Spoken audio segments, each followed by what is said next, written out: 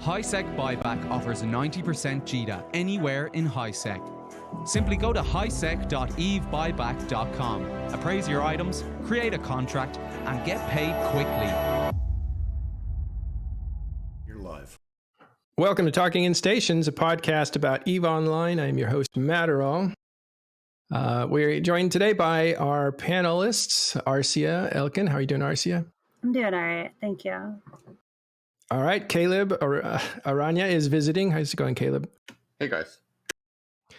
We also have off screen Shen. How's it going, Shen? Doing well. How are you? Really good. All right. Today we're going to look at some of the stuff that happened this week, including EVE Pulse, some of the changes or the updates to the updates to the updates of changes that are coming. We expect sometime soon, maybe Tuesday.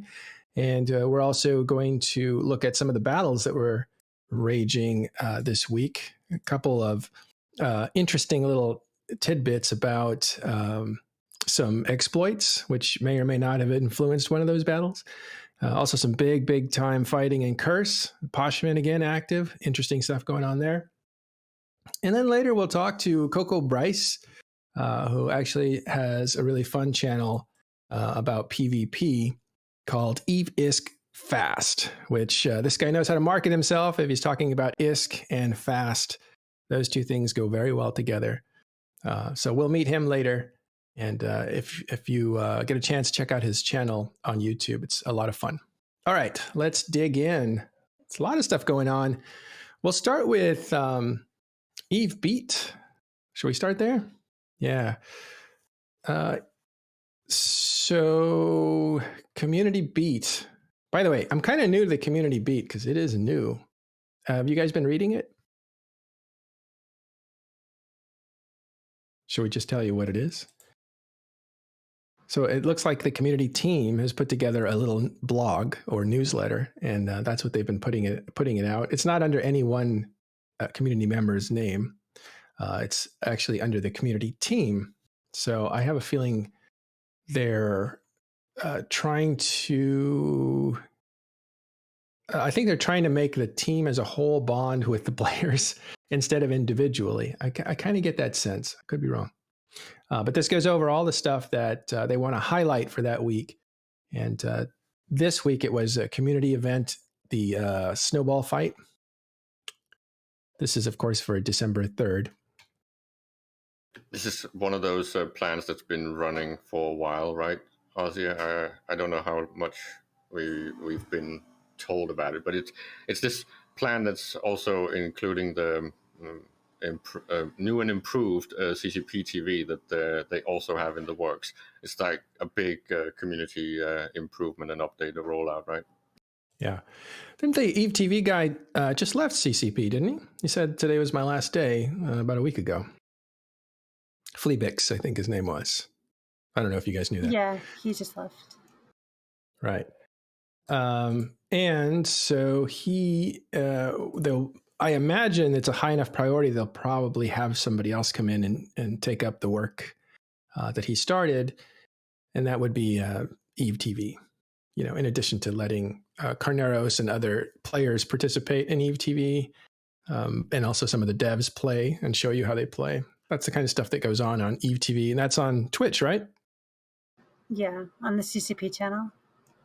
Yeah.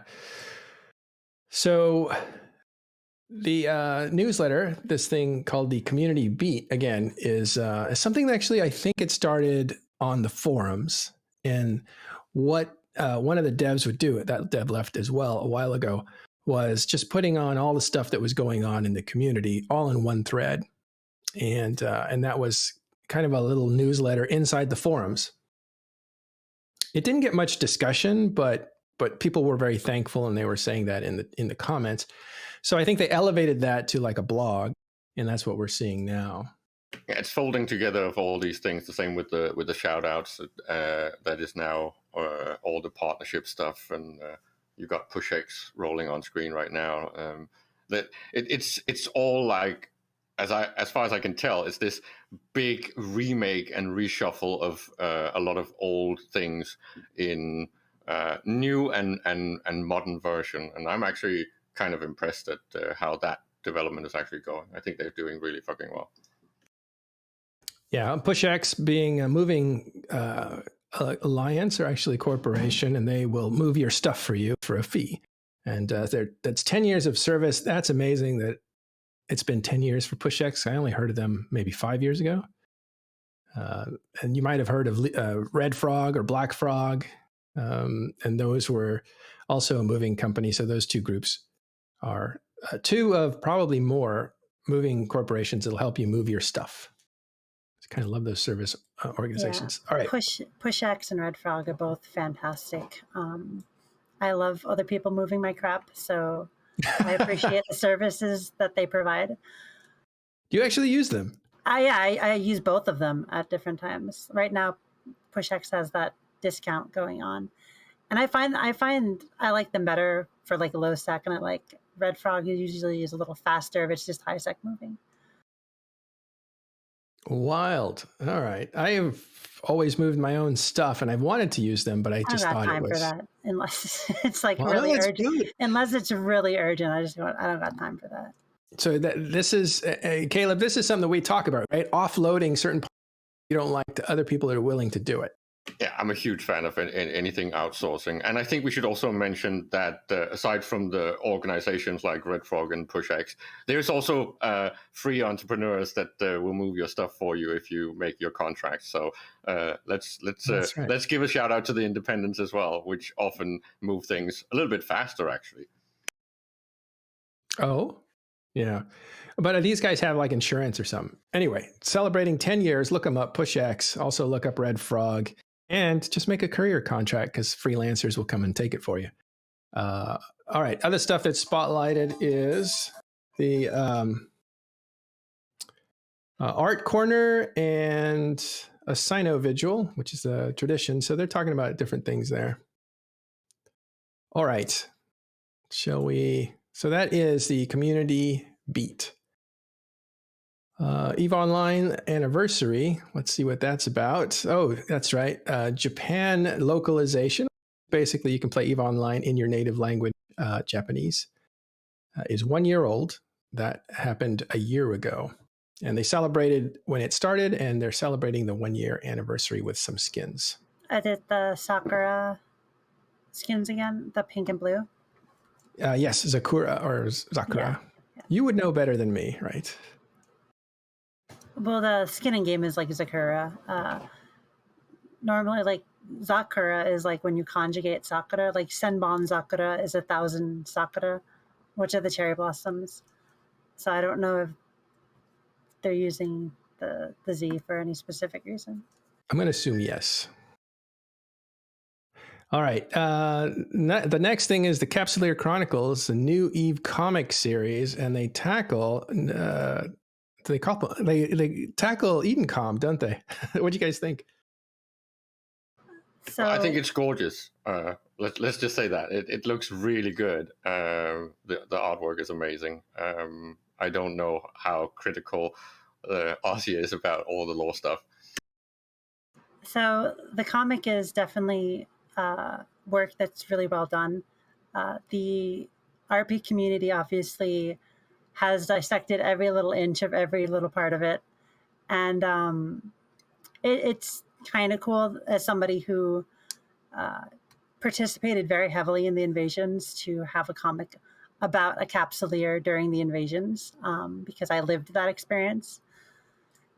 This Capsuleer is also, the main Capsuleer in the comic is also Edencom. Though a lot of people kind of suspect by the end she's going to like defect. But I would actually really love one of those Arsia react to TIS special episode with a red marker where she's going, this is wrong and this is wrong. Well, wait a minute. We just talked about a female pilot defecting from one empire to the other. That rings a few bells, Arsia. Well, Arsia defected from the Amara Empire to the Minotaur Republic, right? But this would be the opposite. She's still Edencom. She stayed Edencom the whole time. So. Well, so do we know what player this is about, or is it a made-up character? I think it's just a made-up character. I don't think it's about somebody specific. Is there any chance it's made after you? Probably not. Well, I do think that there's at least a little piece of inspiration from somewhere, because I get a huge former editor-in-chief of Crossing Zebras vibe on the artwork of the character.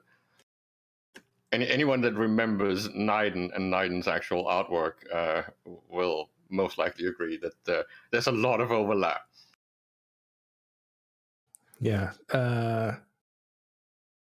Interesting. Okay, so comic book, Dark Horse Comics. I think yesterday I did go back and read chat, did a stream and talked about this yesterday on Talking in Stations, and went back and looked at the chat because I wasn't looking at it during the show, which is bad form. Found out that DC is probably an offshoot of DC Comics, and that may be so. Well, they were independent, but I don't know if they've actually been purchased. But yeah, DC is not Dark Horse, really. Okay. At least not originally. Yeah, not originally. And that's what I only knew them a while ago. And I had a friend who was a comic book writer.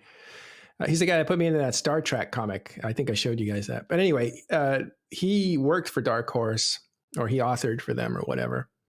And they weren't part of DC at that time. So what I noticed about Dark Horse was they seem to take IPs that are independent and develop those into comic books. That seems to be one of their areas. All right. So that's interesting stuff. And this is not new to CCP. They've made comics before. They did The Valkyrie. They did 6 episodes of that with Dark Horse. Dark Horse has been involved, it looks like, or they're at least selling the Eve books, the last 3 Eve books, from Source to Frigates to The Art of Eve. Those 3 books are on sale there.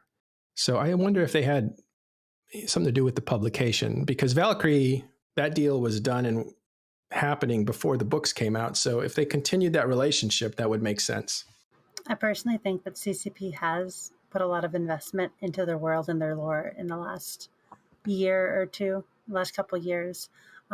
There was a period going like years and years ago where like it seemed like they didn't, but like post Amar tournament world, post like 2015, 2016, it seems like they've ramped up paying attention to the lore and stuff again. Like recently we had that Eve universe, the fiction portal revamp. Right. That's fantastic.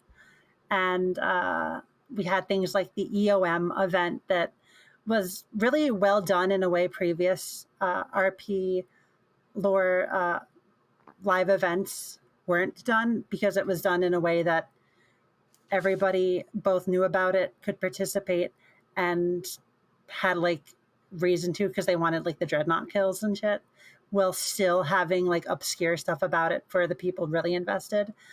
Because before that, like all the live events and stuff were aimed at a very specific group of players, and you had to like have read the news and be in the right place at the right time after making the right posts on the forums. And like it was hard to engage if you didn't know everything about it. But with like that EOM event and like into like the Foundations quadrant that we had a while back, CCP really went out of the way to make it accessible to everybody. And I think that's a super positive thing, because everybody gets something. I still get my little niche benefits for obsessing over it, and and everybody gets more development of the world and the lore. Yeah. Well, I mean, it really comes down, EVE Online comes down to stories, right? I mean, it is a video game, but it's also a generator of legacies and stories and all that kind of stuff, which makes it special. One of my favorite parts about EVE is that the player stories and the stories about the world are one, and it's like the things you do in space are canon in this story. So if you shoot me and I explode, that happened within the canon of EVE Online the same way like the news posted, right? Like, and I think that's way above and beyond any other MMO I've ever played. Like I try to play Final Fantasy 14 and I get frustrated with the main story because it's like, you are the chosen one and there's like 17 billion of the chosen one and like half of them are cat boys and and like all the world leaders like bow down and it's like I'm trying to play a criminal, so like all the world leaders like loving. EVE Online does it better than any other. Does it better, huh? Yeah. The cat boys. Yeah, well, it is interesting because I like that because as a reporter, you have to go back into time and basically find public records on things that happened. And it's neat to know that the game itself can do that. It can reference old battles and people who fought in them and things that you did and weave you into the actual history of the fictional history of the game, as well as like the meta history, which I think you've been part of that, right? You've been woven into some EVE history as far as CCP is concerned, haven't you? I mean, I've been in both important battles in EVE, important battles to me, and in like world news and stuff, like world lore news and stuff. So, I mean, I think I'm kind of a big deal. Don't we all? Isn't that what this game's about? But like it's not really about just me. Like everybody's part of EVE Online. Like the thing I love is that everybody's part of EVE Online lore, and none of us are the chosen one. We have to like make something of ourselves. The game doesn't make something of us. We make something of ourselves. Is the thing. But even then, I would even argue that the player stories are way more important than the actual lore events, right? It is. What goes into the history books is what the players do, and they don't really have to do that much. They just have to do something slightly unique. Except that the lore events are a catalyst for player events almost all of the time. Like that big Flossus win war in the Minmatar Amar faction warfare zone started because of an NPC responding to a shit post on the IGS.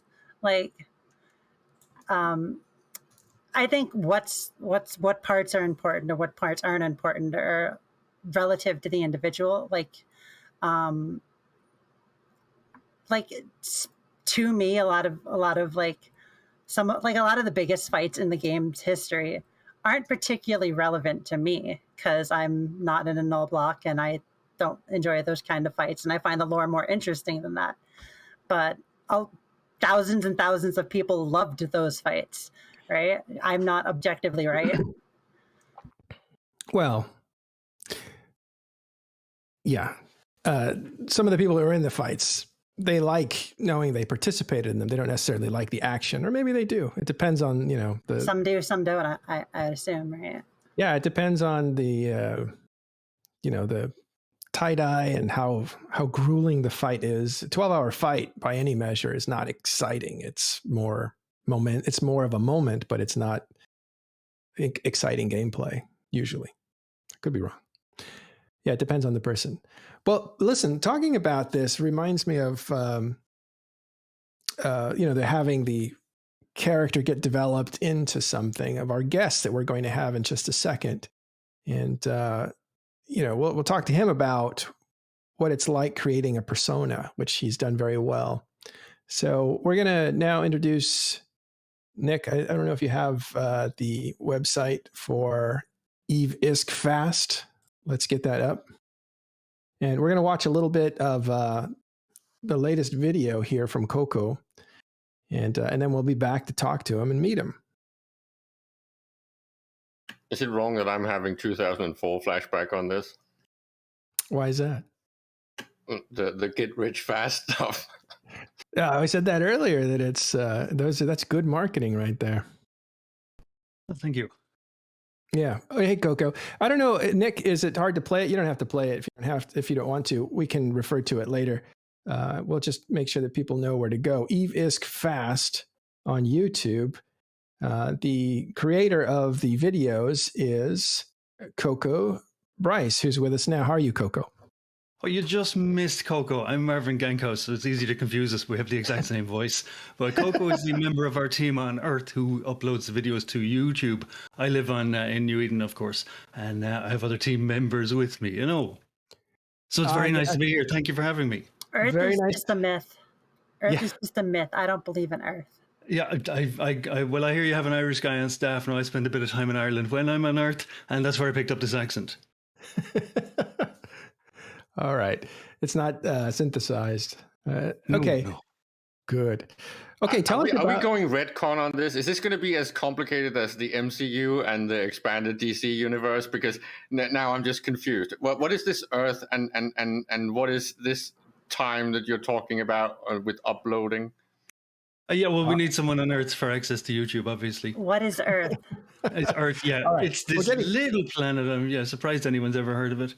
We're getting too existential. In Evilore, Earth is a hypothetical point of common ancestry of the different kinds of humans. People aren't sure that it even exists. Well, I'll tell you, we hand our data cores to a robot courier pigeon called Windy Bottoms Mac Flypaper. He gets it there. Don't ask me how he gets it there, but he does. Well, with a windy bottom, that's like it's an exceptional warp core. Okay, so Koko is the guy that appears in these videos, and what is it you do with the videos? What videos? Well, we figured that the tutorial market is fairly well saturated for EVE Online. No, saying that our tutorial content does quite well, so people are hungry for it. But we thought about, what about the people who aren't capsuleers? What about the ship mechanics, the ship dealers, the hairdressers on the stations? When you get out of your capsule and it's a bit scummy, you've been in there for a few days, and when you come back, it's clean. Who does that? So let's talk to those people and see what their lives are about, in that kind of way, Yeah. Or all the hydrostatic fluid workers that have to deal with the stuff as you get in and out of your pod. Exactly. We capsuleers don't think about that. Yeah, the pod waste. Exactly. Right? Yeah. Do they have those blue trucks or whatever? Remember, they're in those 12-hour battles, and they're in the pod crew. They just have to go. Yeah, exactly. There's no diapers in pods, right? You're in goo. You just go in the goo.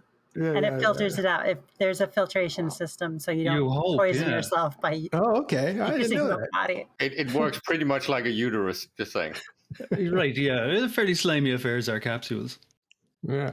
All right. So you do PvP instructional video. We do, yeah, and interviews with different people, So we got the idea of having a magazine show, with a few different features, but to try and get it packed into as close to 10 to 15 minutes as we can. Right. I've noticed. So you have about 6-7 videos up? We're on 6 at the moment. Yeah. So yeah, we're going to keep going one a week where possible. So are we following your storyline, or is this just every episode is a standalone different moment in your existence? Oh, there will be some carryover between episodes, all right. One of our recurring characters is Isaac Newton, so he'll be featured now coming up to Christmas and everything, And we have other characters as well that sometimes, Crazy Billy and Crazy Bobby, the ship dealers, they pay us for advertising. So, whenever they give us a truckload of ISK, we let them on the show. That's a good policy. Caleb, pay up. Hey, can you turn on your camera so we can have a look at you? Yeah, let's. I thought it was working. Now, hold on. Yeah. Well, is that working? We'll find out in a second. Okay. Nope. Not working. Okay. You know what? I think I have to tie it to Discord somehow. That's the part I'm missing. Sorry about that. Yeah. But just if you want to start up one of the videos I'm talking right at the start, just mute it and I'll talk over it. Nick, can we set that up? Can you play a video with sound off? Stand by. Thank you. In the meantime, I think if you just hit video and then select your A departure from our normal format this week as we deal with the controversial subject of a member of the New Eden community who hasn't been heard from recently. For eVisk Fast, I'm Marvin Gankhouse.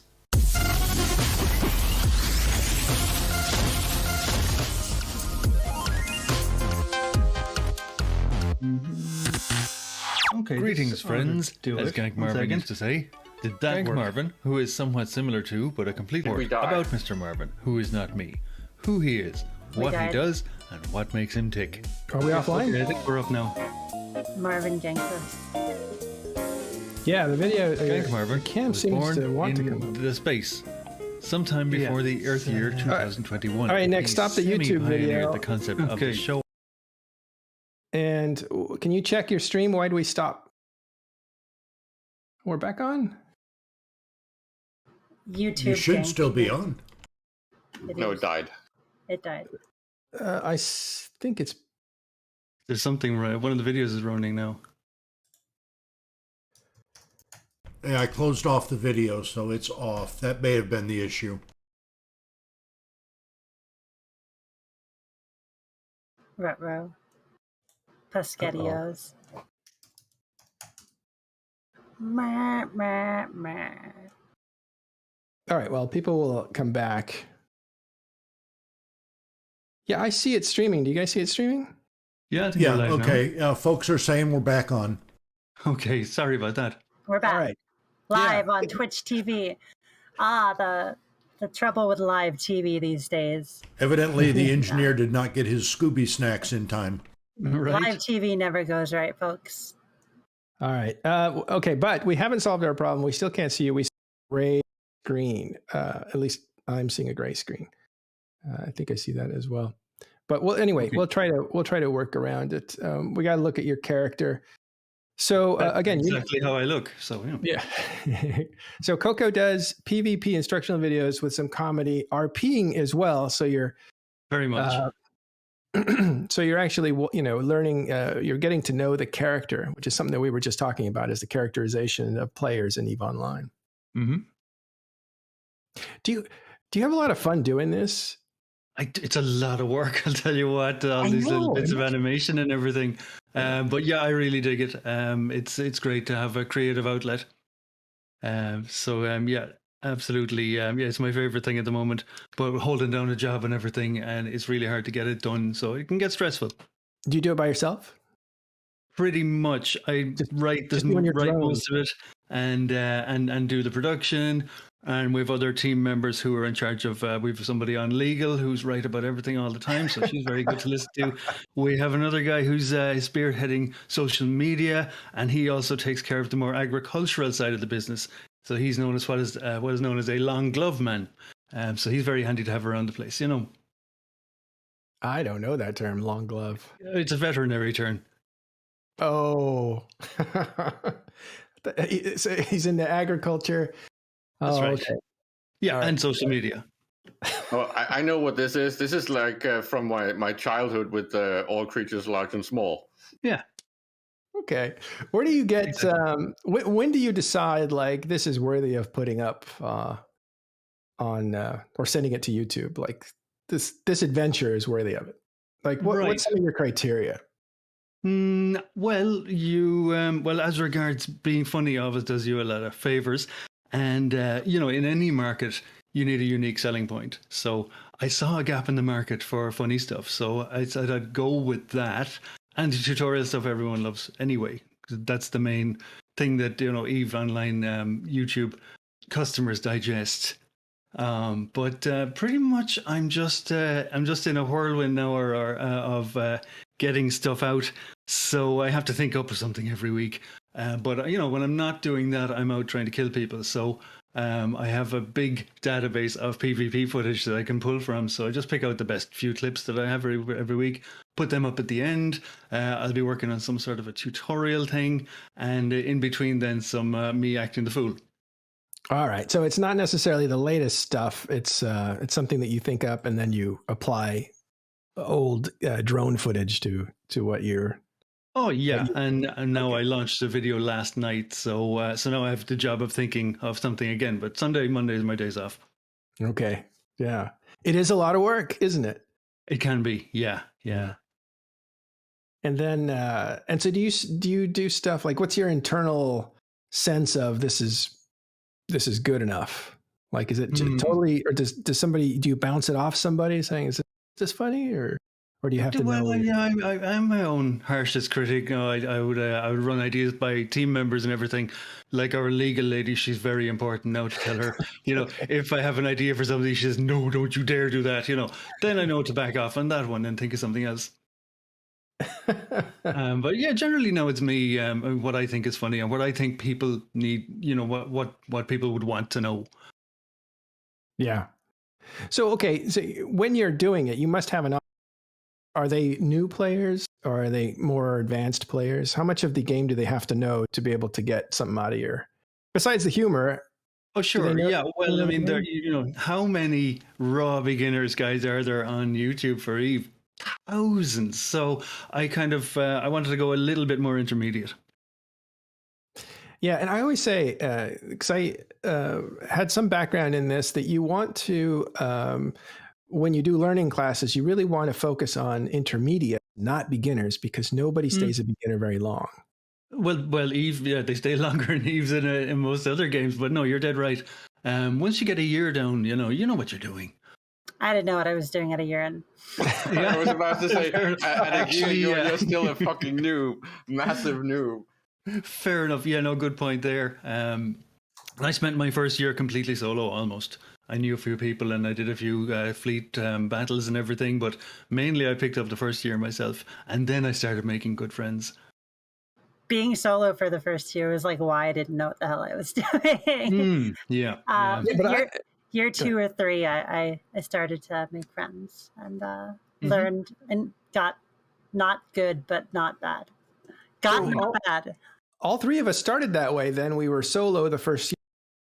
Nope. And now I have definitely not best. Solo. You were not, but the 3 of us were. I was a peaceful explorer. Okay, yeah. That's your excuse. I was shy. What's your excuse? I was shy too. Coco? I mean, I just kind of fell into it and I just really liked the game. And I did try it a couple of times over the years, like back in 2006 when it was really hard. And I just went back to GTA because I couldn't handle it. But the easy game. January 2020, after sort of a 6-month break, I decided, right, I'm really, really getting into it now. So I just tipped away myself for the year there, and now I met some great people and I have the best of friends. Some of them are listening. I know who they are. Fantastic people, and I would never want to be without those people now. What about you, Shen? Were you alone for a while or did you come in? Well, 20 days and I got to know. And I mean, I was introduced to this game by a real life friend. Yeah. So you were like, I didn't start by myself at all. I think it took me 2 weeks to figure out how to jump to the next system. Yeah. Arsia and I have the same background, except she's kick ass now and I'm still not. But same beginning. I eventually got it. Yeah. Very, very solo gameplay. And Shen, you're totally on the other side of that. I guess with Caleb too. You guys just jumped in right away. I came in with almost 500 people. Wow. I mean, I really took off when I went to LowSec. I was one of those thousands and thousands of players who kind of floundered around HiSec by themselves and didn't know what to do. Mm-hmm. And then you go to LowSec, you end up meeting people, you end up flying with those people, they end up teaching you why you suck. And then you stop doing the things that make you suck. Did you get one of those stories where someone kills you and then they're nice to you? And I practiced sorry. Yeah. But I practice the shoot and recruit all the time. So blow someone up, it doesn't matter if they're a noob or not, because they're going to do well out of it, because I'm going to give them more than the value of their ship, quite a lot more in some cases. And then I'm going to tell them, how I found you, and here's a good corp and all that kind of thing. So, I've always said, just don't try and be too nice. Just attack whoever you want, but then be nice to them. Right. Yeah. I have some stories of getting away in really, really strange ways. And I have some stories of attacking something that I had no business attacking in a ship fit like I was flying. Oh, I was a Punisher. I see on D-Scan a Daredevil. We're both frigates. This will be close. Little power differential there. Right. It's like a meta fit Punisher going after like a 500 millionist Daredevil. Right. All right. Well, cool. Listen, Koko, stick around with us. We're going to go into stories now. Cool. Give us your advice. Give us your thoughts as we go into this stuff. Great. Thank you very much. Yeah, and welcome to the show. All right, let's go into some of the stuff that's been going on that players have been getting up to. Arsia, were you involved, or do you know of the Pochven fight? I was not involved, but it was an attack on Rote Kapelle's Fortizar, another one. Quite notably in this one, it looks as though they did not lose any of those irreplaceable Pochven caps. So that sounds like a big win for Rote Kapelle. The battle report kind of shows that. Yeah. So in you cannot move capital ships into the Pochven region, which means that only the ones that are there now can be used, and they have some in there on inside one of their Fortizars. Yeah, and in the last attack, they lost a few caps, not like a ton, but like some of the irreplaceable caps were gone. And I assume kind of like the idea is to keep attacking it and whittle down those numbers because they can't be replaced.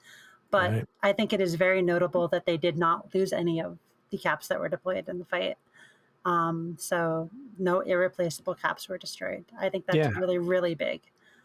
And they saved their time, or so they're kind of like they lived to fight another day with everything they had when they started. Good.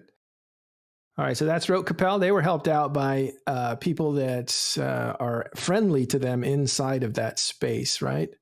It looks like on the Rote side, it's like Rote dock workers. The battle report says Rote dock workers snuffed Dread Bomb, Brotherhood of Spacers, Goon Swarm, and like the list goes on. A lot of groups involved in some way. And it looks like the attackers were primarily Fraternity and Elysians, which are NSH. NSH? What? Elysians, the new NSH. Yes, the new, Yeah, Elysians. NSH Reloaded. What do you think of that name, Caleb? It's okay. Oh, come on! Didn't you play? It's not as good as old school Eve when Torfi was still around. Sorry. Yeah, but it's better than NSH was Null Secnia, which is basically low Secnia joke, right? It's so it was not very creative. But Elysians, we lost the Blue Crab Alliance logo. Now we only have red crabs. Oh, that's true. But Elysians reminds me, and you know this, Assassin's Creed. He actually goes to Elysia. I don't know if you played that part of the what's it called? Odyssey, the Odyssey game, which is a great game. I have played all the recent Assassin's Creed games, and they're amazing. Yeah, so Elysia is part of the DLCs that you buy separately. It's like an added mission, and it's gorgeous. So Elysians reminds me of that. Amazing. All right, and they also Elysians have my favorite corp name in it. I always bring it up, Revica. I think I said it right, and that's a great name for a corporation.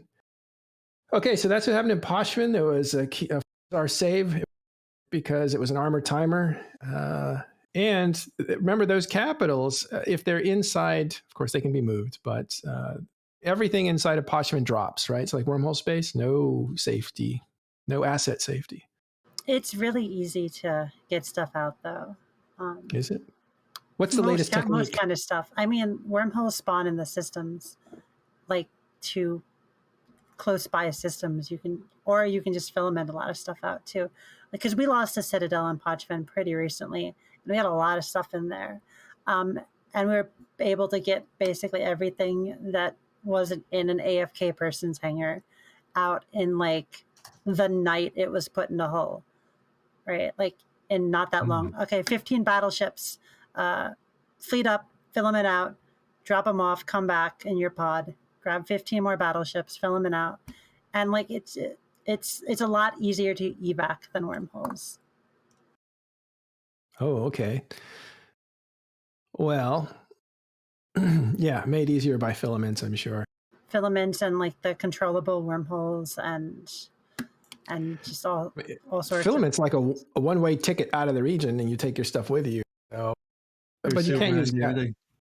Yeah, for some people, they're frustrating for the people who are trying to capture your stuff. But all right, So that happened in Pochven. Interesting stuff going on there. There seems to be a struggle inside of Pochven because there's great potential for money making. I think we had the new leader of Elysian's name is Yibi on Wednesday on Talking in Stations, and he was saying what it was like to reform and what it was, what they were up to, what was going on, and he very carefully tiptoed around Elysians are in Pochven, and that makes a lot of sense because there's a lot of money to be made in Pochven, and that was the case before. It remains the case. I don't see that going away anytime soon. CCP is really alluring people into that region because it's dangerous, but also because there's a lot of money to be made. So if you're looking to make money, Pochven. Well, also because I would be surprised if they don't actually have more plans with it. Right. They're going to grow it. I hope so. If they didn't, that would be sad. Maybe Edencom gets, Edencom gets a little more story development. Right, Arsia? I mean, both, like the whole conflict in general with the Triglavians and the Empires need more context. We don't know all too much about the Triglavians. Uriel Paradisi, however you say his name, Uriel is a really he has a big dissertation on like Triglavian lore that I recommend for anybody who's interested in the subject. He's like super into like the Xeno weird Eve races like Triglavians and Jove and Drifters and all the that. Precursors. Yeah. But all of that has only been like deducted by the player base and the lore nerds, right? We haven't really been shown any of this overtly by CCP. Yeah, it is. I think that's something that we will see in the future. I hope, because it's pretty much necessary. The law should not be this obscure where you can only get it if you know people like Uriel or Arsia or Ashtaroth. Yeah, we definitely. Or Dark Horse Comics. We definitely do need more like Triglavian lore in general. Just like overt here it is kind of stuff, right? Yeah, a lot of it's hidden for players to discover. I think that's a decision that CCP made. Let players unravel the mysteries. Can I request CCP actually do a collaboration with someone of the same skill base as the ones that just made the League of Legends Arcane series? Because I would love to see a new series like that. I do think it's possible to give a lot of context and background information straight up and still have a lot of little mysteries for the players, though. I think you can do both. Especially because the Eve lore is actually a ton better than League of Legends lore. So, oh god, yes, there's way more potential of making really, really good content. So maybe finally, after many, many years, this could become a reality. And Netflix throws money at everything. So come on, guys, just call them. Well, yeah, they seem to be picking up IPs all over the place. Although LOL is a giant IP. Yeah, they have a lot of the money themselves, but Netflix I'm sure they is very, very much into supporting and funding interesting projects like this, and it's exploding recently, right, with all the stuff that's coming out, also the international content.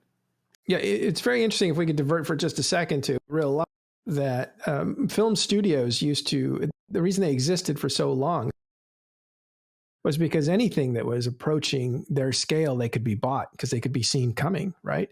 So if NBC was growing, then a film, Paramount would buy NBC or something like that, or CBS was bought by Universal, whatever. There's these mixtures of media conglomerates picking up anybody who's approaching their scale.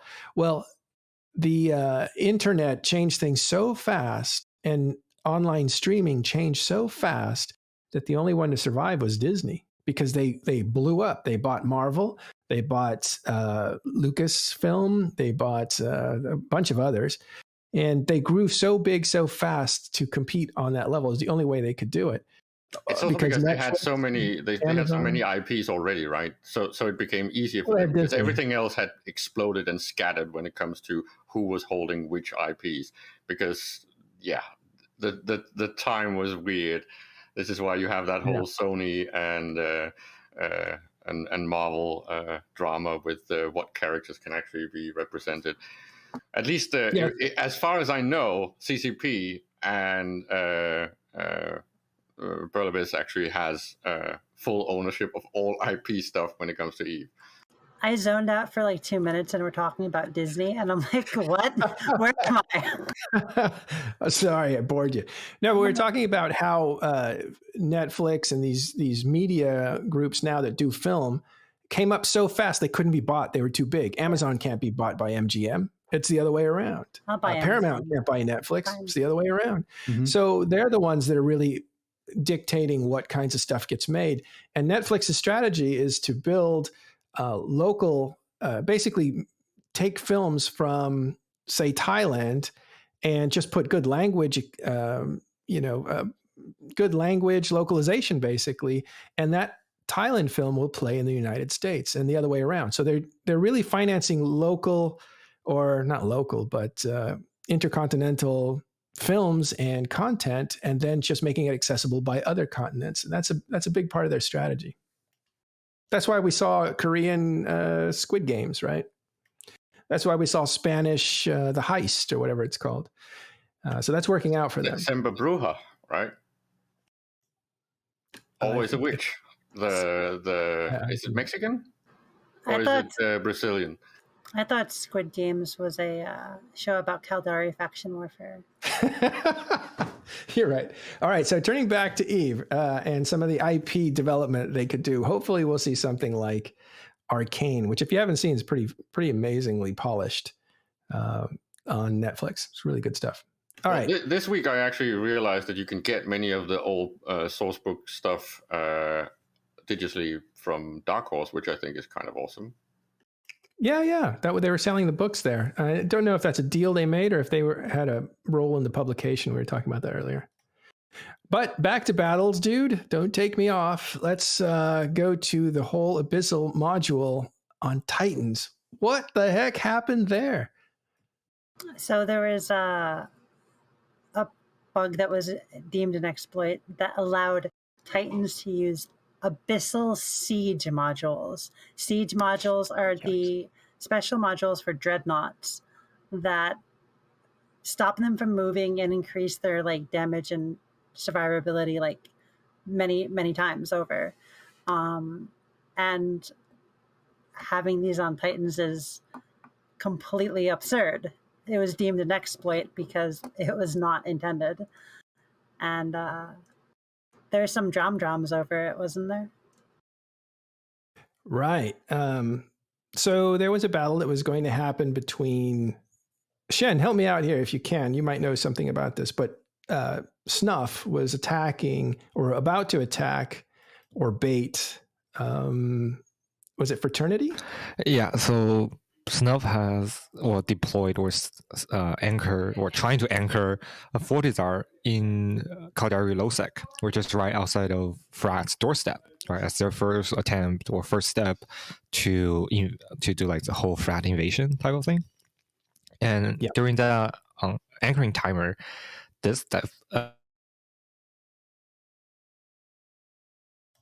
Snuff cut him off. I think your mic died. You got killed by a siege titan. Yeah, you got. Hello, Shen, are you there? We've lost communication. Got killed by a siege titan. Yeah, he got taken out. When he comes back, we'll have him interrupt me, but I'll try to finish his story. So Snuff is attacking Fraternity, and this message comes out from CCP basically saying, you can't use these Abyssal siege modules that are supposed to go on dreadnoughts on anything else. And so Snuff actually decides they're not going to go in. And so it is thought that Snuff was going in with Abyssal siege modules because they sold out like crazy just moments before or days before. So the secret was out that you could do this. And this just puts an amazing amount of damage in the hands of Titans, and even a few Titans can just volley a ton of stuff. So it would be a bloodbath if this broken mechanic wasn't kept in check, which it was at the last second, and then Snuff decided not to go through. So it was speculated that they had those siege modules. They were ready to use them. And Noros released information. He's the leader of Fraternity, saying, look, we think that Snuff has these siege modules in their cargo hold. We know it's an exploit. We're going to put them in our cargo hold. We're not going to use them. We're not going to put them on our ships. We don't want to get banned for that sort of thing. So just put them in your cargo hold just in case they use theirs, then we'll use ours. And that standoff ended up not happening as Snuff decided not to go in. Does that sound about right? Yep. All right, Shen, you're back. Yeah. Sorry. Finish up. What did I not say there that's important? I think another thing is numbers. So Frat formed around like 500 just in subcaps, I think. I wasn't there, so I was just hearing numbers. But they basically pinged out. That's what I saw is they pinged out for the super cap fleet, like Titans, everything on grid for that Fortizar to be gone. And well, at least the narrative from that I heard is the number difference was too great, so we have to stand down. Otherwise, it's going to be like a free slaughter thing for Winterco. Right. That was their home area anyway, right? Yeah. All right. Well, we know there's a rivalry between Fraternity and Snuff, so we'll look for this thing to heat up. And you're seeing I believe you're seeing some interesting alliances forming, even if temporarily, for this conflict. Yeah, just to give people an idea of how out of the lines that Abyssal Siege on Titans can be, I saw something like a 300k DPS avatar with that thing on. So it's just completely out of anything you can even think about for DPS on a ship. Yikes. Okay, so that's what happened up in Nullvola. No, what was Nullvola? It was it MTech? Do you know what system that was? Otasa, I think. That's it. Otasa or Otasi, I think. I forget how to pronounce it. But all this, Nullvola used to be right next to Otasi, or they just being very close to each other. Then the Caldari state got accidentally yeeted into space hell. I didn't know about. Oh yeah, exactly. Through Pochven taking it over. Yeah, through the Caldari NPCs being comically underpowered during the invasions. Right. So when the Triglavians came to New Eden and took a number 27 of systems with them into a Pochven neutral zone, they took a lot of Caldari systems as opposed to any other empire. Yeah. Okay, so another thing that happened is this was a huge battle in Curse. Shen, do you want to tell us about that? Yeah, so this is over RC Fortizar. So this happened like yesterday night. Wrecking crew. So it's armor timer for the fort. Yeah. So on the left, you see the defenders. So that's RC plus Imperium and RMC with heavy armored battleships. So armored battleships are really, really good for defending stuff. Right, so they don't need to move around too much. Don't need their high speed, and those things are cruise missiles fitted. So that's what you see on the left side. There are also two faxes, but they got popped at the end. On the right side, the attackers. So interesting, this time, Cast coming with the Rote doctrine. So that's railguns fitted, hit really far with those rocks, and I think Serbs Horde. Yeah.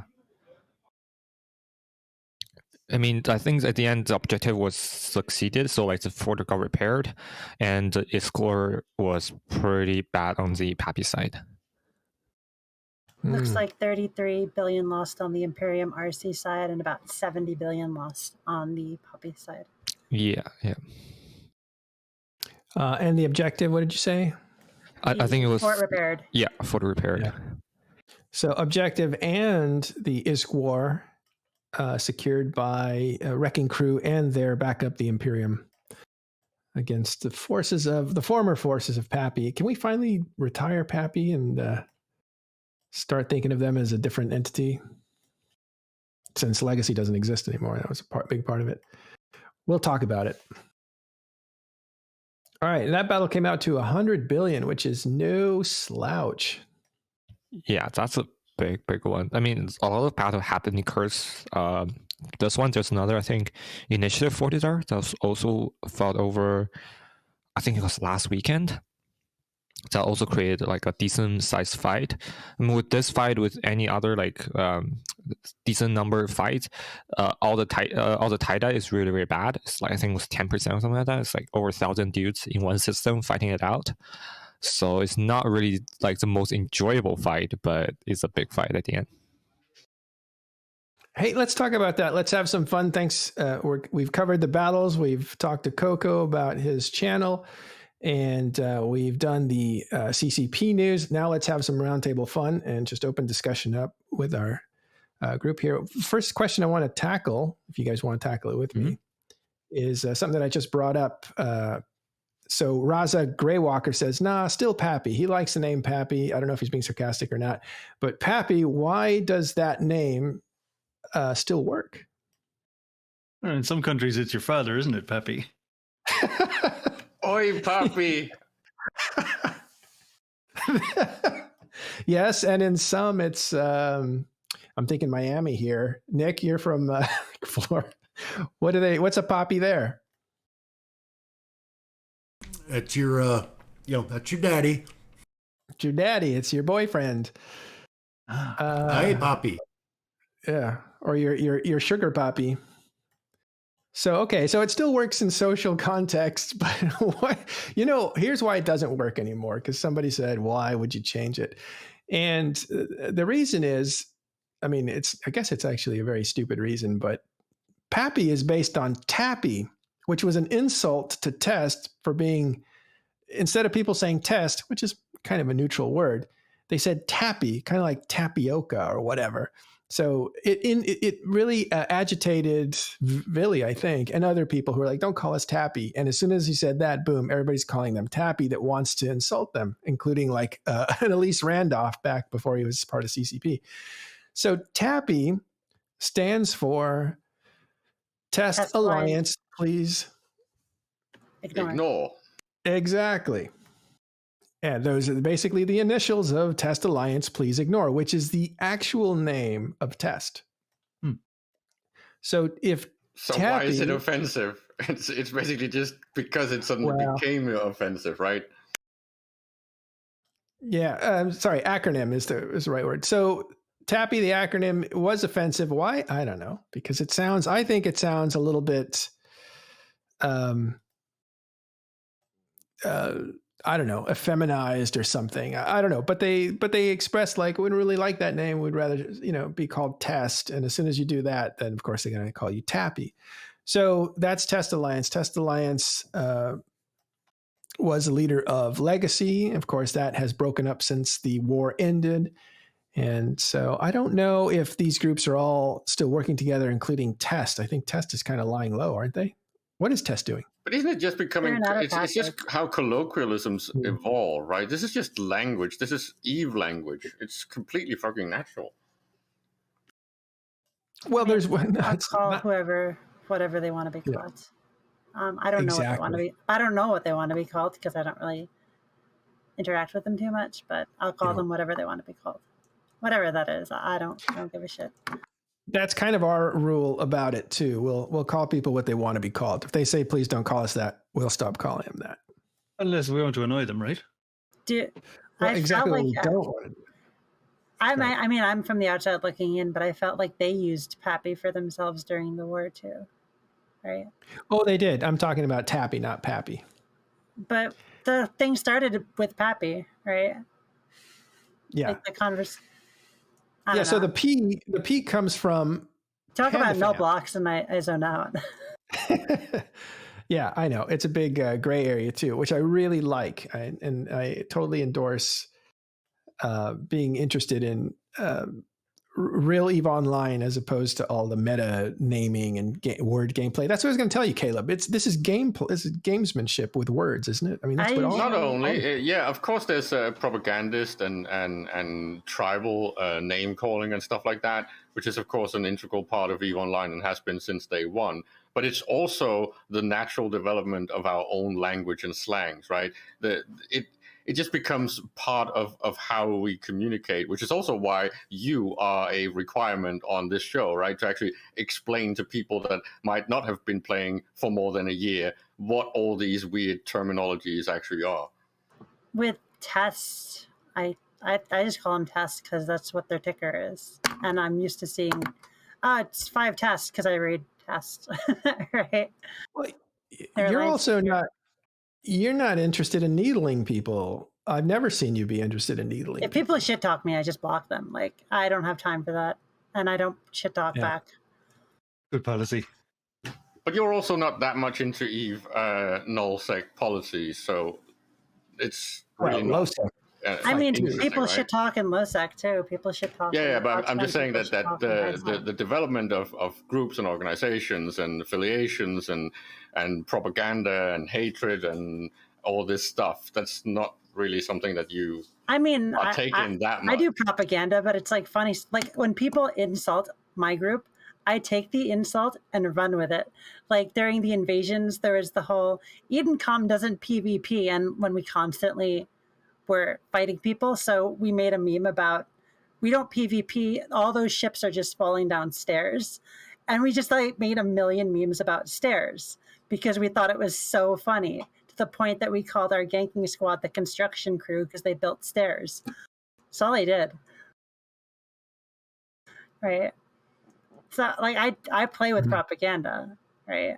It's just not like mean-spirited, kind of. Well, what you do is a defensive tactic, right? You nullify the potency of people calling you names, for instance, by just co-opting it and diluting it. It's funny. Well, it's a defensive maneuver. Yeah, I think it's really interesting. They do it on Twitter too. If if what do you call those things? A hashtag comes up that's about something, it can get hijacked by tons of other people that will take it somewhere else. That's maybe different. But there was another fight where people were making fun of EM because we were small and participating in the fight anyway. So they can only form 9. So now no matter how many people we have in fleet, it's 9, right? We have 20 people in fleet. No, we have 9. Mm-hmm. So that's all we can form. A young Greta Thunberg did it recently. She took the comments of an awful politician and used it as her Twitter status. Well, I think that's interesting because I always see you as a model for, I'm talking to Arsia here, and maybe you too, Koko, but Arsia doesn't participate in necessarily fighting people or, engaging in trying to unnerve them or whatever with words. It's all about the actual combat. But now I see like there's a defense. You do defend yourself, though. You don't just sit there and ignore. I mean, we have fun with stuff that's fun. Like people are in chat are saying like trash talking is fun, and like I don't relate to that position. I guess if it's fun for you, that is what it is. I think it's on us all to try and get rid of as much toxicity as we can. Like I in my mind, people shit talk. I push block, and my game experience improves. Yeah. I completely disagree with that position because I think all of these things have so much that develop from the tribalism, from the smack talk. You can relate this to real life sports and things like the haka and singing at football stadiums and things like that. It's like this is an integral part of the EVE Online experience. I think you can't have the good without the bad. Why not? If you sacrifice the quote unquote toxicity, you're really going to be hard pressed because then it becomes almost apathetic, right? I know that you'll say, well, why not? Well, because the tribalism breeds both. It is the instigator of really high passion, and that can always go in both ways. This is just a part of the human condition. You can't say, well, why can't we all be happy drunks? Well, because we're not always all happy. I'm not saying to be everybody should be happy drunks. I'm saying if you shit talk, I block you, and there you go. right? That's like fine. You are allowed to do that. I'm just talking on a grander scale of culture and how Eve works.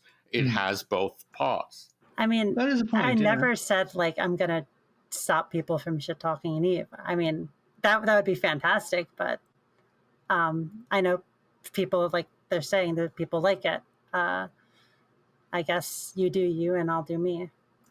I guess this is why I have my legal department to advise me, because when somebody snubs my nose, I'm like, I'm going to get that guy. And she tells me, no, don't. And things work out better. Yeah. Yeah, so you have that conscience working for you. Well, okay, so I guess Arsia and Caleb are on two different sides of it. Arsia's like, I'm just going to ignore you, or I'll take whatever you're giving and just twist it and make fun of it. It won't affect us. You're not getting to us.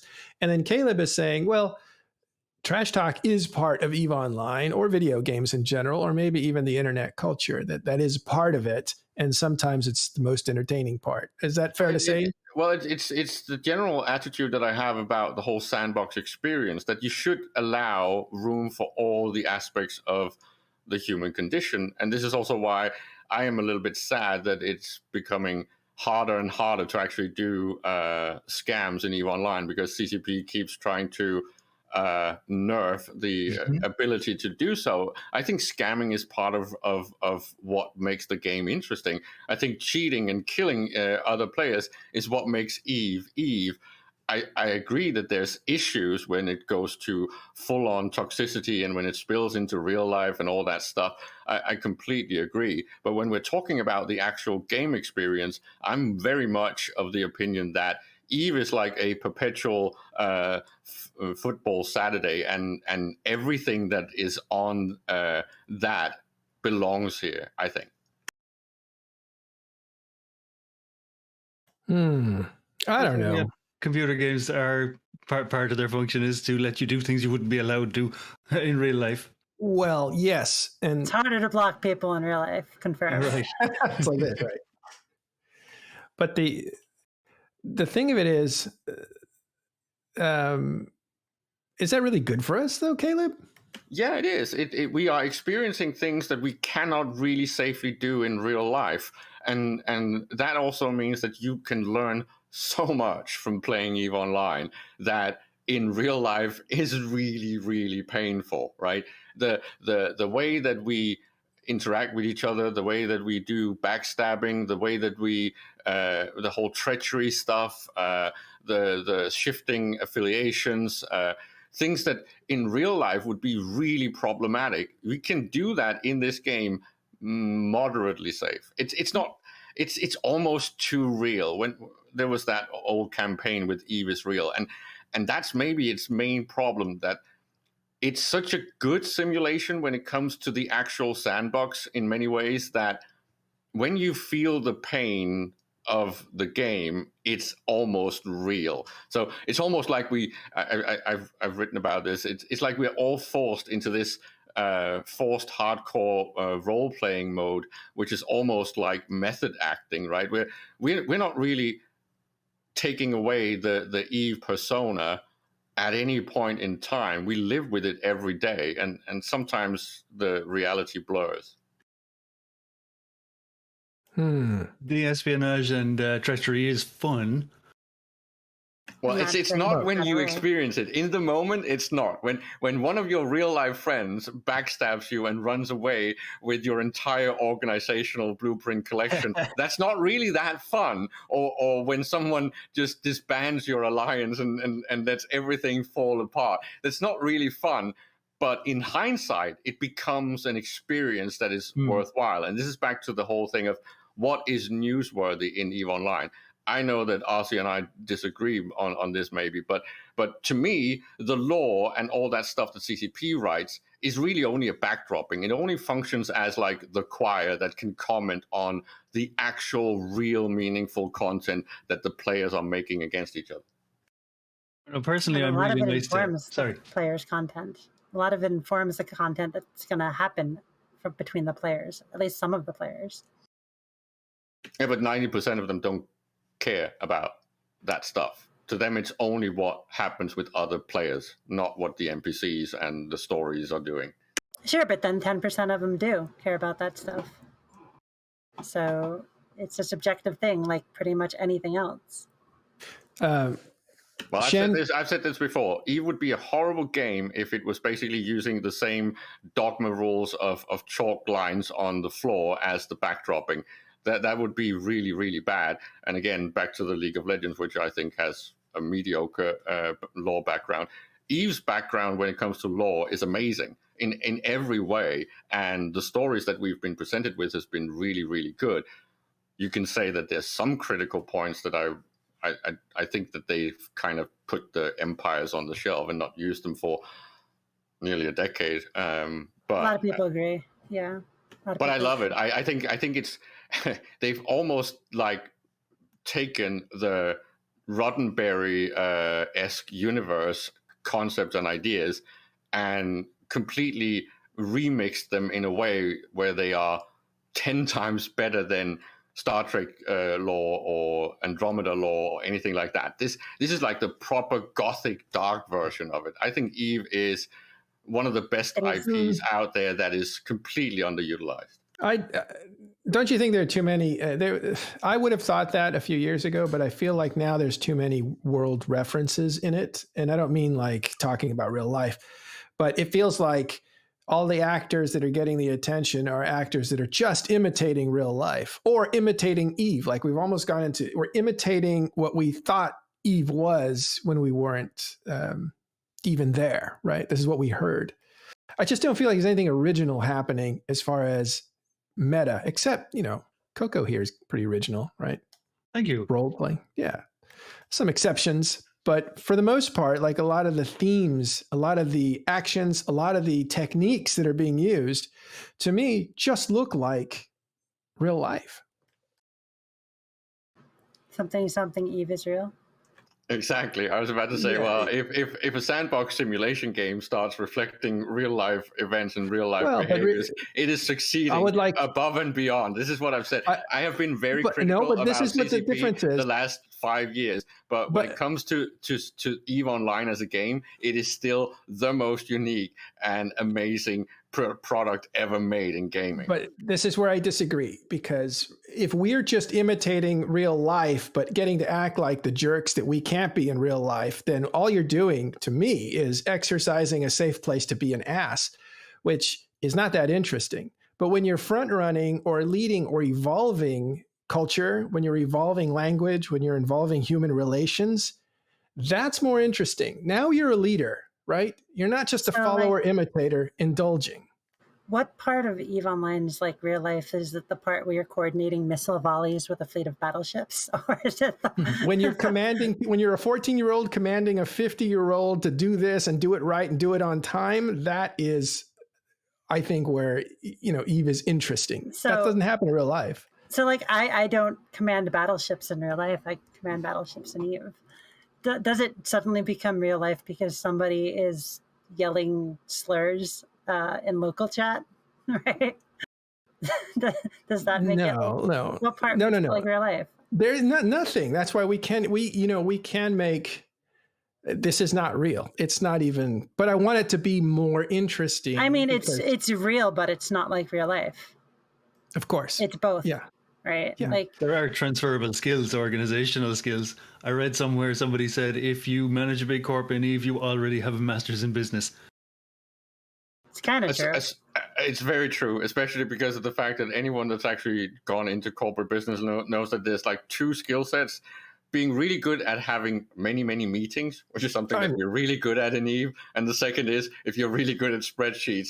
This is like the best transferable skills you can get. If you want to train this, you just start playing EVE Online. I used to think that, but now I think that real life is screwed up, and the people that are successful at business or successful leaders in the corporate world are actually more charlatan than actual innovators and leaders. Like a lot of the stuff that's happened in the last 5 years is really demoralizing as far as what you thought business was, what you thought creative people were doing. Did anybody ever think business was anything other than people stepping on people?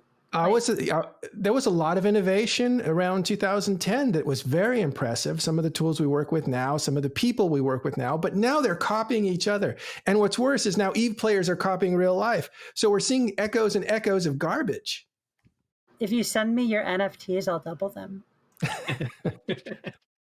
We should really not talk about that's NFTs. Innovative, right? That's innovative. That's bait right there, Arsia. Please. All right, this was first brought up actually when Caleb was doing the European show with McLeod and Spod, and they brought up NFTs, non-fungible transferables. Double them by right-clicking and save as. Tokens, okay, tokens. And basically what that means is digital collector item. That's all it is. It's a trading card, but it's digital.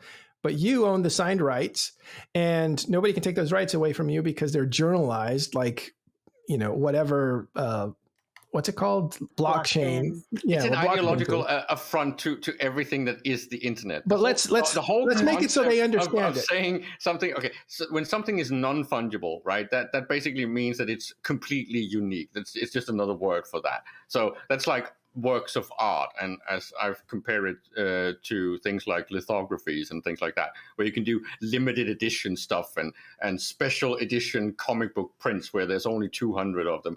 This is basically what this whole non-fungible is all about. Yeah. But putting that into a digital universe, to me, is like the biggest joke and the most oxymoronic thing that you can do. It's like the definition of everything that's digital is that it's infinitely fungible and free to copy. Yeah. You can make as many copies of anything as you like. There's no limitation. You can maybe say, well, the hardware, so your flops and CPU stuff, and your bandwidth, right? That is the only limitation on the internet and in the digital realm. So the fact that you come up with this non-fungible token is just a complete joke.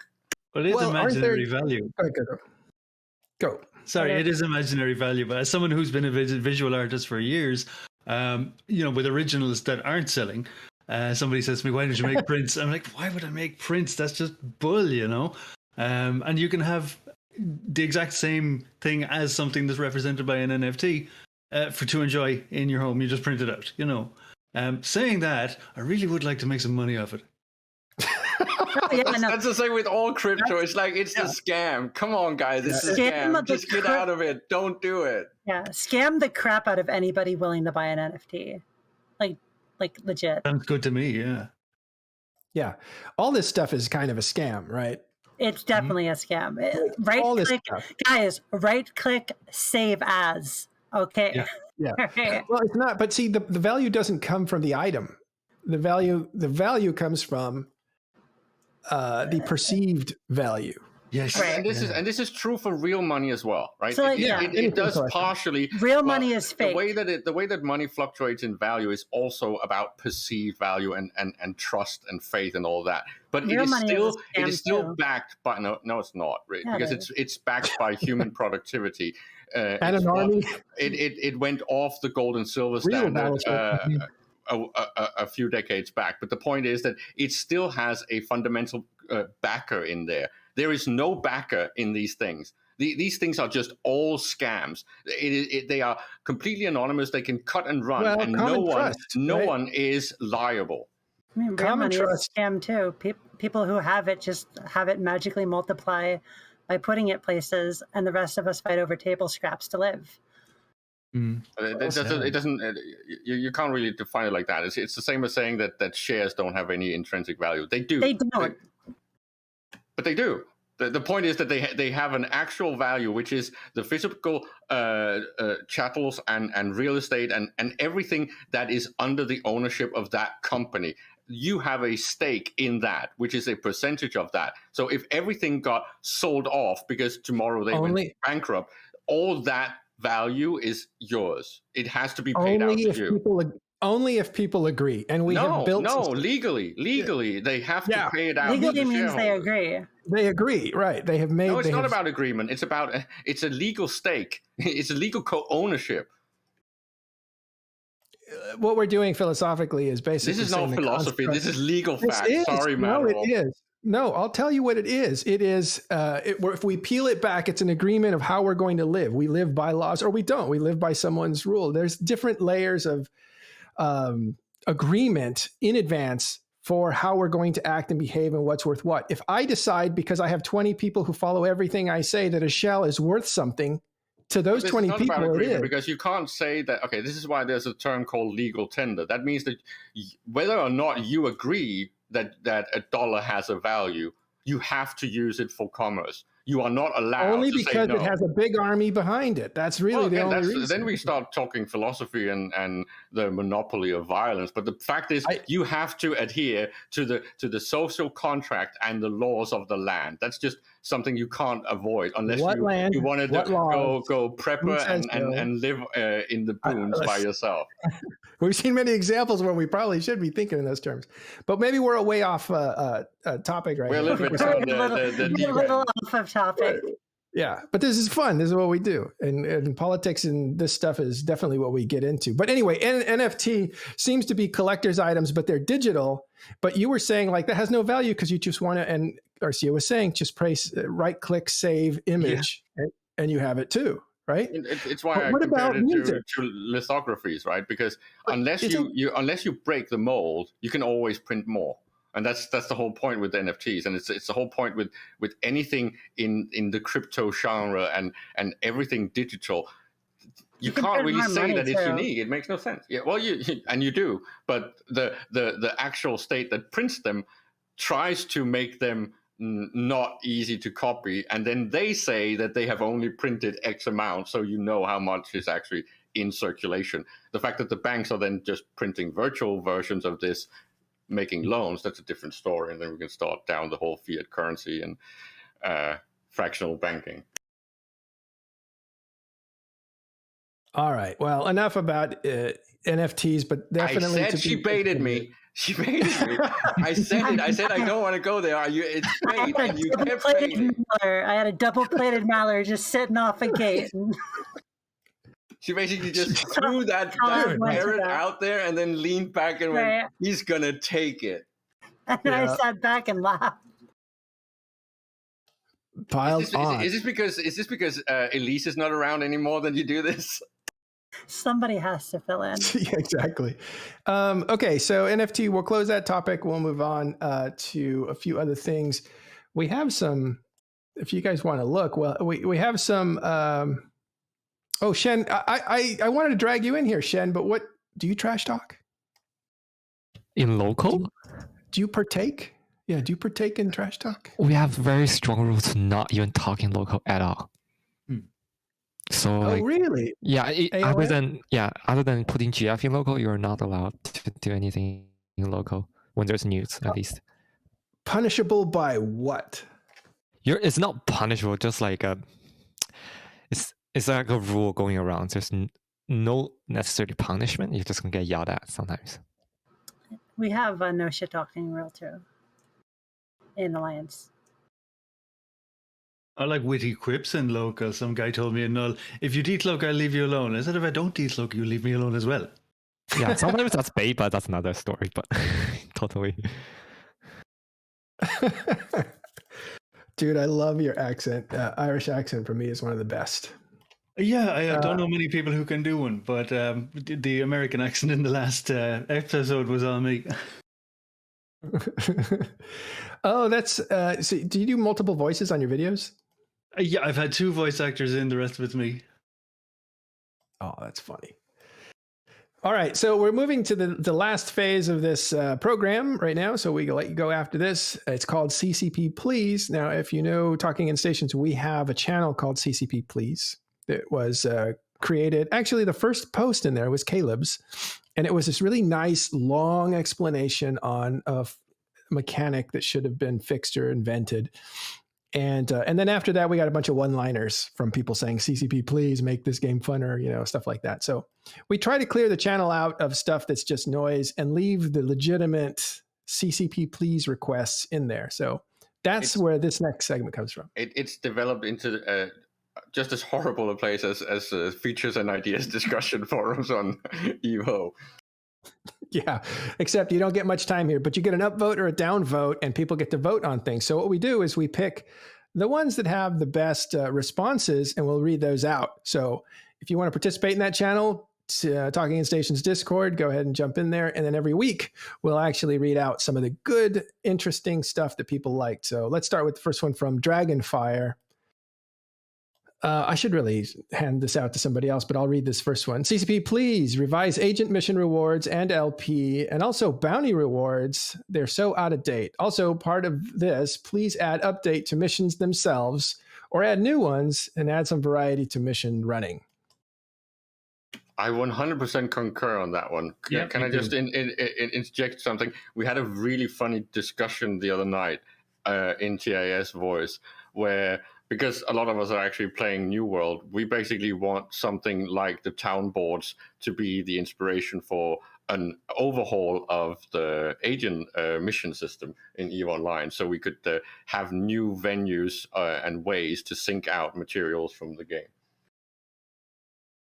All right, cool. Thumbs up, thumbs down from you guys and the audience. Go ahead and put a thumbs up or thumbs down on that. And we'll go to the next one. Well, we've talked about this before, Matterall, right? The fact that the something like the ISK cost and the ISK payouts have pretty much, they're stagnated, right? They're not following the rest of the game. So it basically means that the cost for many things that are more than 10 years old are basically too cheap, like way too cheap, right? Either one way or the other, because everything else price-wise has moved with inflation. Right. So LP is loyalty points, which you get from running missions. And then those loyalty points allow you, it's kind of a weird concept, right? It's almost like a sales club. You get to buy stuff at the, loyalty store. It's very American coupon-like. Yeah, that's what it feels like. That's what I was thinking. It's like Sam's Club or I don't know, something like that. Anyway, let's go to this next one. And you guys participate with us. So this one is from Sabrus. He's a TIS staff member, actually. CCP, please, the launcher experience could... I got to read this first. Okay, I thought it said, could you make love to the launcher experience? I was like, I'm not going to read that out loud. But... That sounds interesting. Please go on. Yeah. That'll be the next Please one. All right, don't go on. CCP, please, the launcher experience could make you love the character creation adventure because some of us love doing it. Could be optional. Oh, who hasn't spent an hour in a character creation suite? Right? I heard one person spent this guy got his wife to play EVE Online. And I think she totally crafted her character and spent a lot of time on it. And it was really excited. And then she got into EVE Online. She's like, where'd it go? Where's my character? Exactly. This is the irony, because anyone that's actually playing any other MMOs out there will acknowledge the fact that CCP still have one of the best character creators out there. It is almost a joke that it then just becomes this passport photo and that's it. Do you guys update your portraits a lot or not? Not at all. I update mine pretty regularly. Do you have to pay for one of those permissions to do it? No, you don't have to. I don't resculpt the character. I just change the clothes, change the hair, change the pose in the picture. I didn't know that. So you can change the clothes and the picture and the pose, but you just can't. Yeah, you can change clothes and hair and tattoos and various other things. You can't change skin color. You can't change face shape without the resculpt. Right, the resculpt lets you change the face shape and the skin color and the eye color. But you can never change your ethnicity and lore background. You can't change your ethnicity, your in-game mechanical ethnicity. Some people will do stuff oh, I'm half this. One thing that I do with, but Speaking one thing of that clothing, I do with mine. Hold on, Shen speaks so irregularly. Go ahead. Shen. So I was gonna say, like, one thing I do with mine is, like, I got a Trashtalk suit and I put it on and that's it. I find a good pose for it and then just leave it. And I think that's a good thing about the Trashtalk suit. It's just, you don't need to worry about the face shape, anything, any jewelries. Nope, nope. Just that itself. I mean, I don't touch my main, but my other ones, well, I need characters for animations, so I use them, change them up all the time. The trig suits with the face covered are so ugly. Well, they're okay without the face covered, but I was just going to ask Arsia, do you know if that suit that CCP Mirage is actually wearing is available inside the game yet? What's CCP Mirage wearing? The leather thing with, I think, is it Society of Conscience Thought or something on his jacket? It just looks quite awesome, and I was wondering if that would be available in game. In the recent Pulse thing, he's laughing. I didn't see the recent Pulse. All right, we're moving on. Got to finish. Just go to. Got to finish up. Go to Cheetah Market and look at the apparel. See if it's there. All right, this comes. By the way, Saberus has got 14 upvotes, 2 negative votes. This next one is from Stormwinds, and this gets up 15 upvotes. More options or hairstyles in character creation, especially longer or curlier styles. I'd also suggest more saturated eye colors. The blue does not always stick out very well. As per my friend currently signing up for the first time, I'm happy to elaborate on this. So it kind of ties into what we were talking about. I strongly support this. I would very much like to get my ponytail thing back from the original Intaki before they changed the model. I would love more hairstyles. I would love more bright colors like pink, slime green, bright blue, stuff like that. I would love that stuff. Where's Torfy when you need him? We need a certain the only bright color that's really there is like the red. I see what you're saying. Yeah, but I mean, then the science fiction world becomes very colorful. It's supposed to be dark, and they're gonna have bright hair dye, and like part of the lore is that like there are like really out there aesthetic stuff in like the Federation and things. But right? Okay, we already have the actual cherry blossom skins now, right? We have pink skins now. So get over it, Matterall.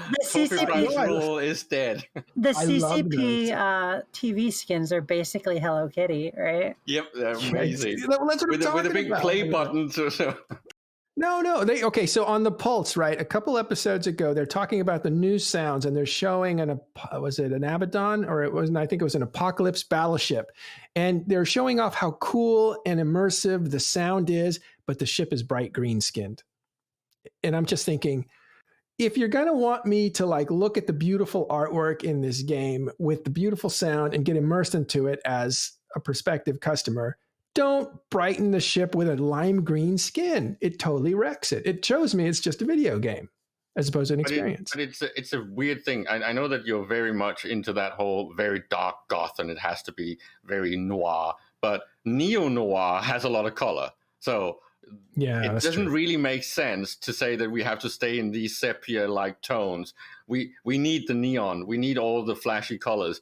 And I actually like the splash screen for the Winter but I think thing that we are moving out of this. So like, hold on. There's a lot of science fiction right now. It's very colorful. If you look at Guardians of the Galaxy posters or Thor posters, they're just exploding with color.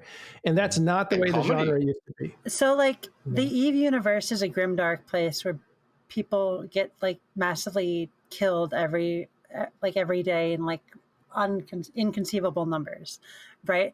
But like the fact is that we are independent Capsuleers who are so unbelievably like wealthy to the point where these spaceships are basically sports cars to us. Mm-hmm. Like we are, these spaceships are to our Capsuleers as sports cars are to like Elon Musk or something. If we want if a Capsuleer wants a pink spaceship, they can get a pink spaceship, right? They are so unbelievably wealthy compared to the baseline people. Well, it's not the cost of it. It's not the cost. It's the it's just the experience. But it's like realistic to what I think it would be. right? Well, okay. Well, I don't know. Caleb, this is what I'm trying to get across. We're going to look back on this era as disco, I think. We'll be like... And I have no problem with that. As well, way back in the early days of the tournament, some of the best adverts were the flashy, colorful ones, right? And I think that really reflects where we should be moving. I'm okay with the fact that maybe the lore team in CCP wants to stick to, I don't know, some sort of dark palette rule. That's fine, but we should not be limited to that as players, right? We should be allowed to go crazy. The best logo in EVE Online is the Gaelente one, right? Depends on who you ask. I think... Yeah, anyway, so I think the idea was EVE Online, when it started, had an art director named Torfi Franz. That was his CCP name. And he said, there will never be pink ships in EVE Online. We're not going to follow other games and do really bright pink or bright colors. This is a certain palette of EVE. Well, he left the company. And now you see that it's definitely crept in. And not only do we have pink ships, but we have bright neon green ships. And we have all kinds of different skins choices for you to have. So that's good for personal choice, personal expression. And sci-fi has gone that way. You were saying neo-noir is very colorful as opposed to dark and brooding. It's very colorful, which I agree with. If you look at the new, Blade Runner, you could tell a ton of color. But I also feel like this is something that'll pass, this era. But the two can coexist, right? In neo-noir, in the Blade Runner universe, in the Ghost in the Shell universe, these things exist at the same time. If you take something like the Cowboy Bebop series, right, you have in sci-fi the option to have very bright colors all the way to what's his name, by Kiki, splashes all over the place with the Thor series, right?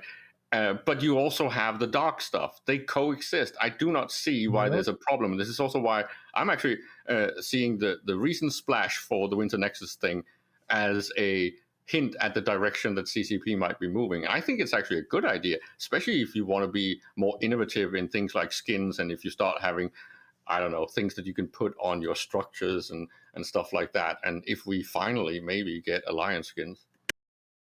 I think the reason why Koko. we don't have alliance skins is because that's the last skin we'll ever buy. But Koko, I would love it. Good point.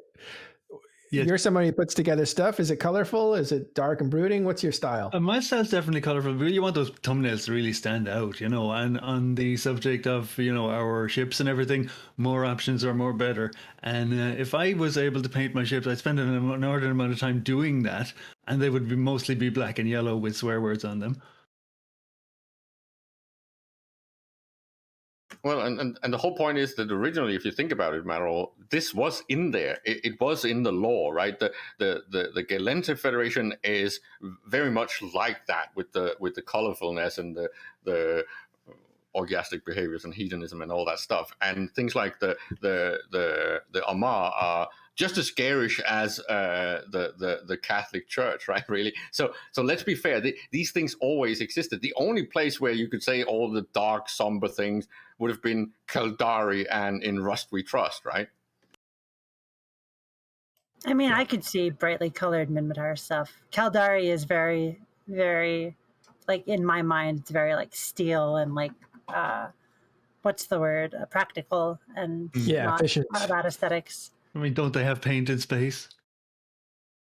That's militaristic, right? They have nano coatings. They have nano coatings. It's not paint, but yeah. Okay, all right, let's move on. So the last two here we'll go to CCPlease, Pochven, on numerous MER, monthly economic report graphs. It is missing from it, especially destruction numbers, and that got 22 upvotes. What do you guys think? That there is bait again. I'm not getting into that. All right, another episode. Include it for completion's sake, right? Why not have a region's info? Because it's unknown space. They don't have MER for... Do they for wormholes? Do they have destruction numbers? No.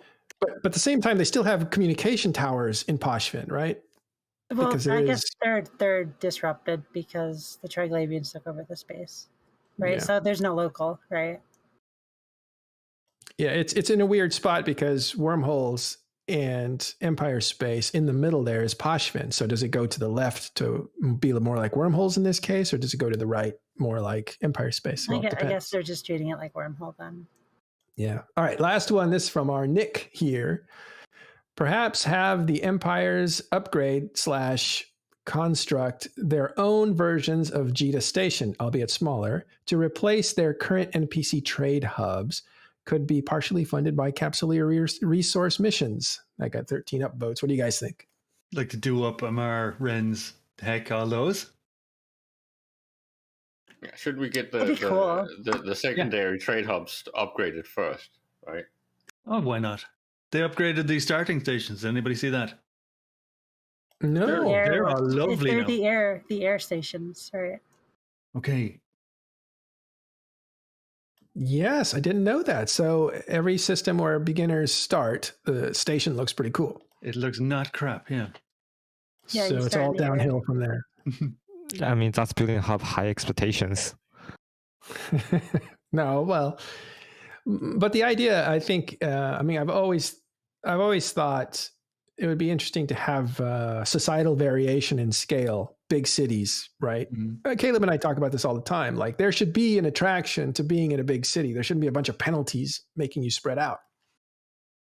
That's where industry should be really going, I think they should be dynamic. I think that you should have these upgrades be almost dynamic, so they respond based on the activity level, right? So how much is actually happening, then the city grows. I'm almost inclined to say, have anyone actually played SimCity? Yeah. I kind of thought that was happening at one point. I saw an actual NPC station in, I believe it was Corvor, or whatever it's called. Anyway. Corazor? Different region. Corazor, thank you. I got confused with something else. Corazor, and the station looked very dim. And I thought I heard that stations were dim according to population or bright according to population. This was a long time ago, 3 years ago. Anybody remember anything like that? Planets according to population. But that's lore populations, not player populations or activity. Oh, I don't know anything about station lights for player activity. It might have just been my imagination, but I thought I saw a station that was kind of dimmer, and I thought, oh, this is way out of the way. Nobody's here. That's why it's dim. And then if you go to Corazor Prime, it was, bright, everything. So I thought something like that was happening. That was just my imagination, I guess. I mean, that would be a good concept. Yeah, that would be a good idea for new PI, right?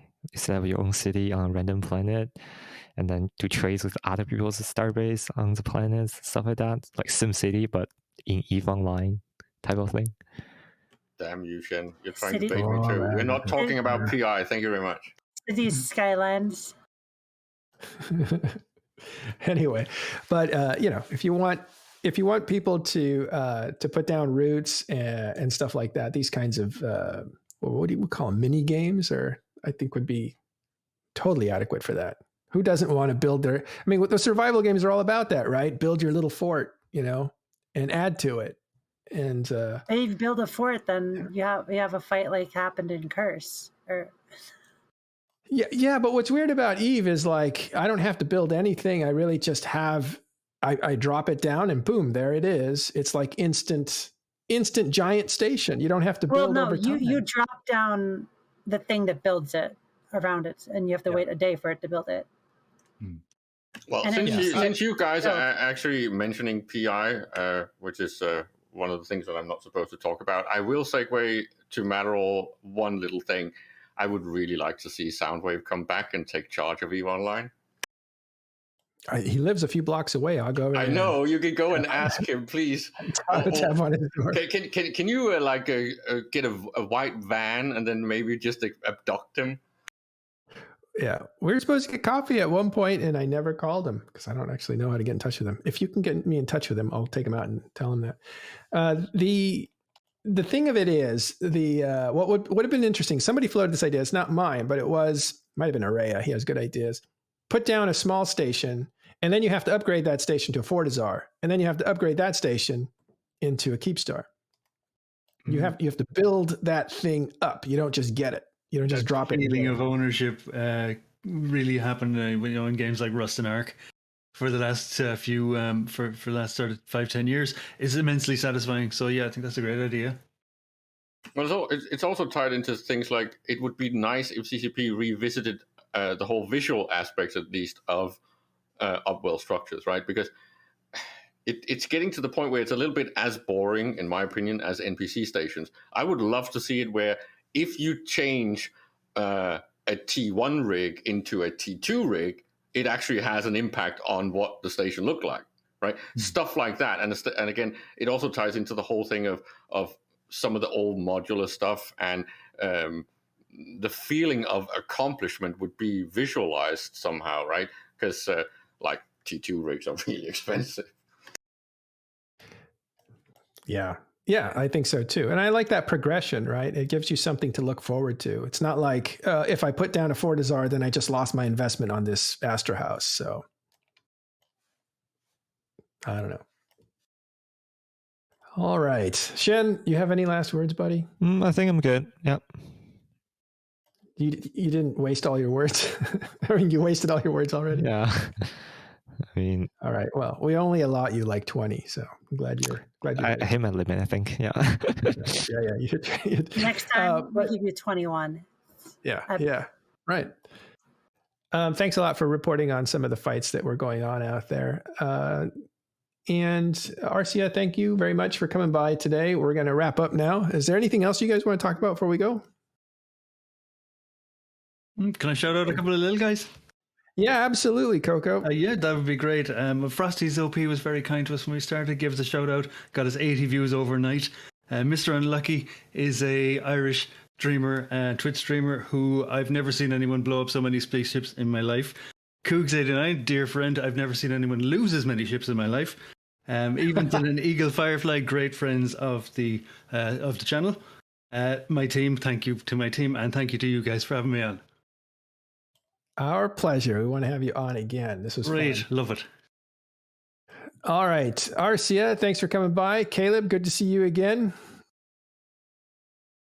Somebody wanted to know earlier if you still hated me, and I was going to say, let's discuss it on air, but we'll discuss it off air. Why? Are we going to record it then? Yeah, we should record it. Anyway, I'm joking. And Nick, thanks for... Just don't shit talk each other. I'll have to block both of you. Way to bring it around. Good resolution.